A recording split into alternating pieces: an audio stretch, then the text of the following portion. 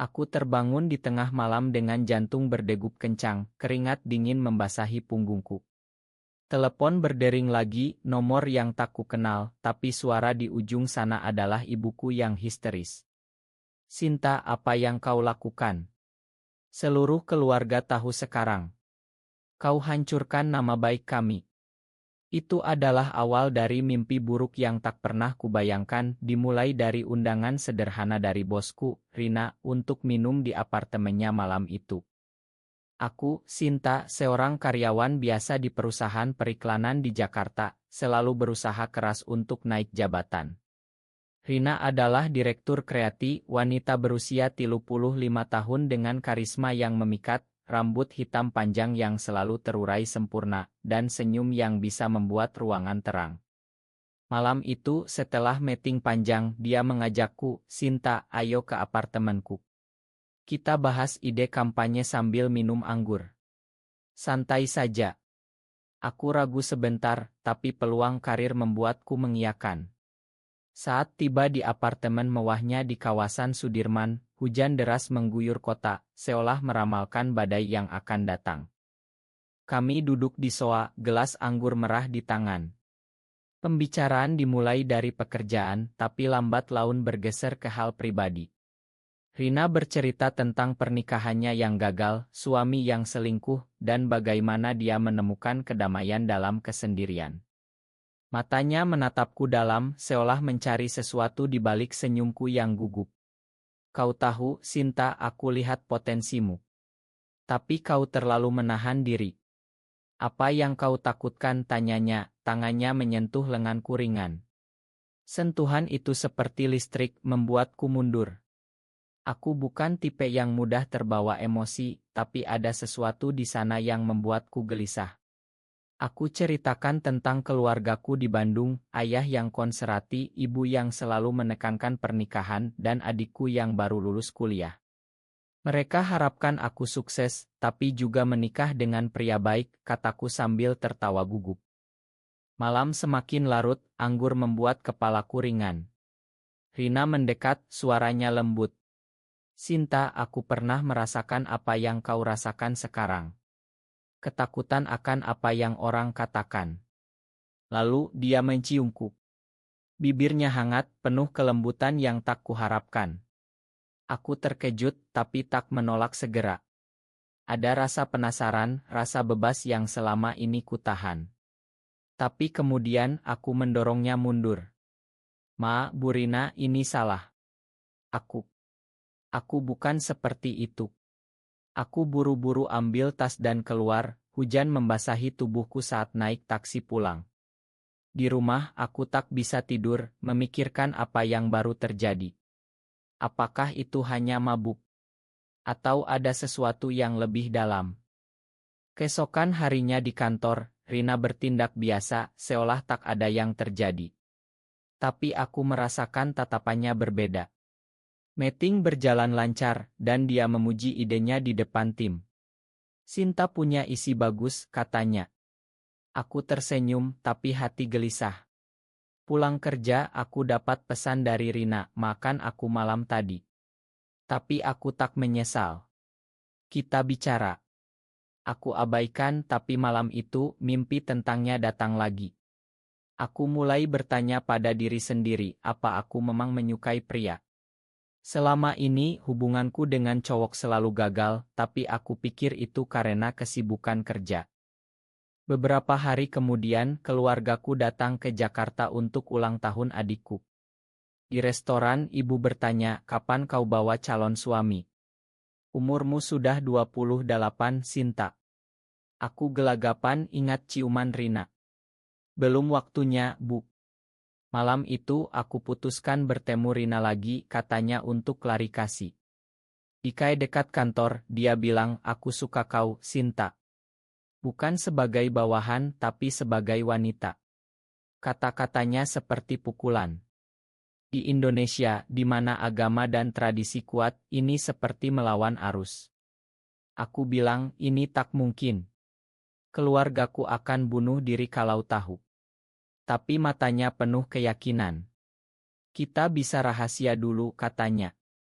Aku pulang dengan pikiran kacau. Apakah aku jatuh cinta? Atau ini hanya godaan karir? Hari-hari berikutnya, kami mulai bertemu diam-diam, pertemuan pertama di taman, tangan bergandengan di bawah pohon. Rasa bahagia campur takut. Tapi tekanan mulai datang. Di kantor, rekan kerja gosip, Sinta dekat banget sama Bu Rina. Aku panik, tapi Rina tenang. Biarkan saja, katanya. Suatu malam, kami di apartemennya lagi. Bukan minum, tapi bicara hati. Dia cerita masa kecilnya di Surabaya, bagaimana dia sadar suka sesama jenis sejak remaja, tapi dipaksa nikah oleh orang tua. Aku bayar mahal, Sinta. Perceraianku hancurkan karir awalku. Aku peluk dia pertama kalinya. Rasa itu nyata, tapi juga menakutkan. Besoknya, ayah telepon, ada rumor aneh tentangmu di Jakarta. Jangan buat malu keluarga. Hatiku hancur. Apakah ini awal akhir? Hari-hari berikutnya seperti neraka. Aku berusaha fokus kerja, tapi pikiran selalu ke Rina. Kami bertemu rahasia di hotel kecil di pinggiran kota, bicara tentang mimpi dan ketakutan. Aku tak mau kau pilih antara aku dan keluarga, katanya suatu malam, tangannya memelukku erat. Tapi aku tahu pilihan itu tak terhindarkan. Di kantor, promosi datang, aku naik jadi asisten direktur, di bawah Rina. Rekan kerja iri, bisik-bisik, pasti karena hubungan spesial. Aku marah, tapi tak bisa bantah. Apakah Rina pakai pengaruhnya? Malam itu aku konfrontasi dia. Apa kau promosikan aku karena ini, tanyaku di apartemennya. Rina tersinggung. Kau pikir aku seperti itu? Kau pantas, Sinta. Kami bertengkar pertama kali. Aku keluar sambil menangis, naik kereta pulang ke apartemen kecilku di Tebet. Di sana aku telepon sahabatku, Lina, yang tahu rahasiaku. Aku takut, Lin, kalau keluarga tahu, mereka akan usir aku. Lina, yang heteroseksual, bilang di Indonesia ini sulit. Tapi kau harus jujur pada diri sendiri. Keesokan harinya, ibu datang tiba-tiba ke Jakarta. Aku dengar kau dekat dengan bos wanitamu, katanya di KAI. Matanya penuh curiga. Aku bohong, hanya kerja, Bu. Tapi ibu tak percaya. Jangan ikuti tren barat itu, Sinta. Kita orang Sunda punya adat. Hatiku sakit. Malam itu aku putuskan putus dengan Rina. Ini tak bisa lanjut, kataku lewat pesan. Tapi dia datang ke apartemenku menangis. Jangan tinggalkan aku. Aku sudah kehilangan segalanya sekali. Kami berpelukan dan aku lemah lagi. Hubungan kami semakin dalam, tapi tekanan masyarakat mulai terasa. Di masjid dekat kantor, Ustadz ceramah tentang penyimpangan seksual yang merusak bangsa. Aku duduk di sana, merasa seperti penjahat. Rina, yang agnostik, bilang itu hanya opini manusia. Tapi bagiku, yang dibesarkan religius, itu konflik batin. Aku mulai sholat lebih sering, minta ampun, tapi rasa ke Rina tak hilang. Suatu hari, adikku, Riko, datang ke Jakarta untuk magang. Dia tinggal bersamaku, dan tanpa sengaja lihat pesan dari Rina di ponselku. Kak, apa ini? Kau lesbian, tanyanya shocked. Aku menangis, cerita semuanya. Riko, yang muda dan open-minded, bilang aku dukung kak, tapi ayah ibu akan marah besar. Dia janji rahasia, tapi aku tahu risiko. Di kantor, masalah baru muncul. Kompetitor Rina, Pak Andi, mulai sebarkan rumor. Bu Rina auritkan bawahan karena alasan pribadi. Meeting direksi jadi tegang. Rina dipanggil dan aku takut. Malam itu dia bilang mereka tanya tentang kita. Aku bohong, tapi kalau ketahuan aku bisa dipecat. Aku merasa bersalah. Apakah aku hancurkan karirnya? Kami putuskan hati-hati. Tapi nafsu hati tak bisa dikendalikan. Di pesta perusahaan, kami minum terlalu banyak, dan di parkir, kami cium lagi. Sayangnya, ada saksi, rekan kerja yang iri. Besoknya, email anonim beredar di kantor. Hubungan terlarang antara direktur dan asisten. Panik melanda. Rina dipanggil dan aku diinterogasi. Ini itnah, kataku. Tapi bukti foto dari pesta itu muncul. Rina memilih mundur untuk lindungi aku. Aku tak mau kau terlibat, katanya. Hatiku hancur. Di rumah, ibu telepon lagi, ada yang kirim foto ke ayahmu. Kau harus pulang sekarang. Aku packing tas, naik bus ke Bandung. Di sana, keluarga konfrontasi. Ayah marah, kau bawa malu. Keluar dari rumah. Ibu menangis, kenapa kau seperti ini? Kami besarkan kau dengan benar. Riko bela aku, ini bukan pilihan, Yah. Tapi ayah tak dengar. Aku diusir, kembali ke Jakarta sendirian. Di Jakarta, aku tinggal di hotel murah, tak berani ke apartemen karena takut dikejar wartawan internal perusahaan. Rina hilang kontak, ponsel mati. Aku cari ke apartemennya, tapi dia sudah pindah. Hatiku kosong. Di kantor, aku dipindah divisi karir mandek. Rekan kerja hindari aku, seolah aku penyakit. Aku mulai depresi, tak makan, tak tidur. Suatu hari, Lina ajak bertemu. Kau harus lawan, Sinta. Ini diskriminasi. Dia kenalkan aku ke komunitas di Jakarta, rahasia. Di sana, aku bertemu wanita lain dengan cerita mirip, diusir keluarga, kehilangan pekerjaan karena orientasi. Salah satunya, Maya, cerita bagaimana dia bangkit jadi aktis. Kau tak sendirian, katanya. Aku mulai ikut pertemuan, belajar tentang hak-hak kami di Indonesia, meski undang-undang tak lindungi. Tapi konflik batin tak hilang. Aku ingat ayah yang sakit jantung. Apakah aku bunuh dia dengan ini? Ibu telepon, pulanglah, Sinta. Kami makan kalau kau berubah. Tapi berubah. Ini bukan pilihan. Aku tolak, tapi sakit hati. Akhirnya, aku dapat kabar Rina. Dia pindah ke Bali, buka agensi kecil. Aku naik pesawat ke sana, temui dia di ila kecil dekat pantai. Kenapa kau hilang? Tanyaku menangis. Rina peluk aku. Aku tak mau kau ikut hancur. Aku sudah kehilangan segalanya. Kami bicara panjang tentang pengorbanan. Dia bilang aku mundur karena cinta, tapi itu salah. Kita harus lawan bersama. Di Bali kami mulai lagi, tapi kali ini terbuka sedikit. Rina ajak aku gabung agensinya sebagai partner. Bisnis mulai jalan, klien datang. Tapi berita tentang kami menyebar ke Jakarta. Ayah sakit, masuk rumah sakit. Ibu salahkan aku. Karena kau, ayah stroke. Aku terbang ke Bandung, tapi ayah tolak lihat aku. Pergi. Kau bukan anakku lagi. Sakit itu seperti pisau. Riko bantu aku, kak, ayah keras, tapi dia sayang. Aku tinggal di Bandung seminggu bantu ibu.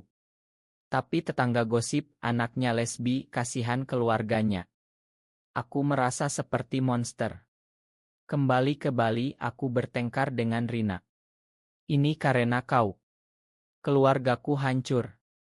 Rina marah, kau yang pilih aku. Kami pisah sementara. Di saat sendirian, aku renungkan. Apakah cinta ini layak harga yang dibayar? Kehilangan keluarga, karir, martabat sosial. Di Indonesia, di mana Pancasila bicara persatuan, tapi kami dianggap penyimpang. Aku mulai tulis diari, cerita pengalaman, mungkin suatu hari publis. Maya dari komunitas hubungi aku. Ada demo hak di Jakarta. Ikut. Aku ragu, tapi putuskan ikut. Di sana, ratusan orang dengan bendera pelangi rahasia. Polisi awasi, tapi kami berteriak untuk kesetaraan. Itu momen bangun. Tapi malam itu, foto aku beredar di media sosial. Keluarga lihat ayah marah lagi. Rina datang ke Jakarta, minta maaf. Kita tak bisa pisah. Mari hadapi bersama. Kami rekonsiliasi tapi dengan syarat, tak sembunyi lagi. Kami putuskan cerita ke publik, mungkin wawancara. Tapi risiko besar, ancaman dari kelompok radikal. Keputusan itu seperti lompat tebing. Kami hubungi jurnalis progresi di Jakarta. Wawancara pertama dikait tersembunyi. Ceritakan perjuangan kalian, tanya wartawan. Rina bicara dulu tentang diskriminasi di tempat kerja. Aku tambah tentang tekanan keluarga. Artikel keluar di media online judul Cinta Terlarang di Balik Kesuksesan, Kisah Dua Wanita. Reaksi campur, dukungan dari anak muda, tapi hujatan dari konservatif. Komen seperti ini dosa besar. Hukum mereka. Di Bali, bisnis terganggu. Klien mundur, tak mau terkait kontroversi. Rina stres, tapi tetap kuat. Ini harga kebebasan, katanya. Aku telepon ibu, Bu, baca artikel itu. Ini aku yang sebenarnya. Ibu menangis, kenapa kau publikasikan? Kami malu. Tapi Riko bilang, Kak, aku bangga. Ayah mulai baca tentang LB. Suatu malam, ancaman datang. Pesan anonim, hati-hati, kami tahu alamatmu. Kami lapor polisi, tapi mereka bilang ini urusan pribadi. Takut kami pindah ke Ila lebih aman. Di sana, kami bahas masa depan. Mungkin kita pindah ke luar negeri, usul Rina. Tapi aku tolak. Ini tanah airku. Aku mau ubah dari dalam. Konflik puncak datang saat ayah hubungi aku. Datang ke Bandung. Kita bicara. Aku pergi dengan Rina ikut. Di rumah ayah lihat kami, marah. Siapa dia? Pergi. Tapi ibu bela, dengar dulu, yah. Kami duduk, cerita semuanya. Ayah diam, lalu bilang, aku tak paham. Tapi kau anakku. Jangan hilang lagi. Itu bukan penerimaan penuh, tapi awal. Rina peluk aku, lihat. Ada harapan. Tapi masyarakat tak mudah. Di Jakarta demo anti LGB pecah, sebut nama kami. Kami dapat perlindungan dari Ngo. Rina putuskan tutup agensi, pindah profesi ke konsultan online. Aku ikut, tapi hati pilu. Karir yang kubangun hancur, diganti perjuangan. Dalam kesendirian, aku sadar pengkhianatan. Lina, sahabatku, ternyata yang bocorkan oto awal. Ma, Sin. Aku pikir itu bantu kau jujur. Aku marah, putus pertemanan. Pengkhianatan itu sakit, tapi ajar aku hati-hati. Rina dan aku semakin dekat, tapi ujian datang lagi. Dia sakit, diagnosa kanker payudara awal. Ini karena stres, kata dokter. Aku rawat dia, sadar betapa rapuh hidup. Di rumah sakit, keluargaku datang. Ayah pegang tangan Rina, sembuhlah. Sinta butuh kau. Itu momen damai. Setelah Rina sembuh, kami putuskan hidup tenang di Bali. Bisnis online jalan lagi, klien internasional yang tak peduli orientasi. Keluargaku mulai terima, meski lambat. Ibu kunjungi kami, masak makanan Sunda. Ayah kirim pesan, jaga kesehatan. Tapi masyarakat masih judi. Di pasar, orang bisik, itu pasangan lesbi. Kami abaikan, fokus pada cinta. Tapi releksi datang. Apakah semua pengorbanan ini benar? Kehilangan karir lama, teman, hampir keluarga. Tapi aku dapat kebebasan jiwa. Rina bilang, kita ubah satu orang saja, sudah cukup. Kami ikut seminar hak manusia, cerita pengalaman. Anak muda datang, bilang terinspirasi. Suatu hari, Riko nikah. Aku dan Rina diundang. Di pesta, ayah peluk aku, makan ayah dulu. Air mata jatuh. Itu kemenangan kecil. Tapi di luar, dunia masih keras. Berita tentang penganiayaan LGB di Aceh ingatkan kami. Kami putuskan tulis buku bersama, Rahasia di Balik Hujan Jakarta. Buku laris di kalangan progresi, tapi diboikot kelompok tertentu. Ancaman datang lagi, tapi kami kuat. Sekarang duduk di pantai Bali, tangan Rina di tanganku, aku renungkan perjalanan. Dari undangan minum itu ke kehilangan segalanya, lalu bangkit. Tapi pertanyaan tetap, apakah mencintai sesama jenis di Indonesia ini dosa yang tak termaafkan, atau hak asasi yang harus diperjuangkan?